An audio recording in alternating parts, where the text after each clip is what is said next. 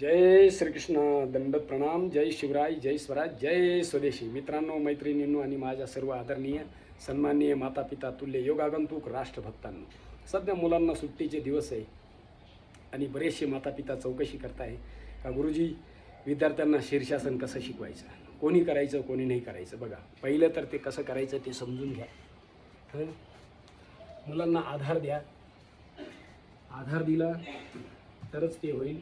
तुम्ही त्यांची हिंमत वाढवा. या पद्धतीत मुलांना आधार देऊ हळूहळू शीर्षासन आसनांचा राजा आहे हे सत्य आहे. पण सगळ्यांना असं वाटतं योग साधना सुरू केल्याच आपल्याला शीर्षासन आलं पाहिजे. असं नाही होत ना. शीर्षासन, शीर्ष पद्मासन. बरं,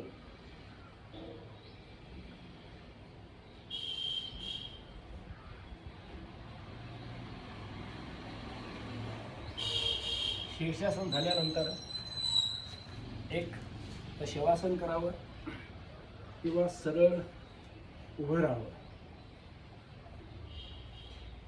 जितका वेळ शीर्षासन केलं तितकाच वेळ शवासन करणं गरजेचं आहे. बरोबर. हे शवासन झाल्यानंतर असं डाव्या बाजूने भार देऊन बसणं गरजेचं आहे, कारण डाव्या बाजूला आपलं हृदय असतं म्हणून. तर बघा, सगळ्यात पहिले सावधानी काय बाळगायची, असं जर शरीर घामाने ओलचिंब असेल तर सध्या तर खूप गरमी आहे आणि शरीरात सारखं घामच सुटतो आहे, तर अशा वेळेस शीर्षासन नाही करायचं. झोपेतून उठल्या ज्यावेळेस मन आणि शरीर एकदम शांत आहे अशा वेळेस हे शीर्षासन करा.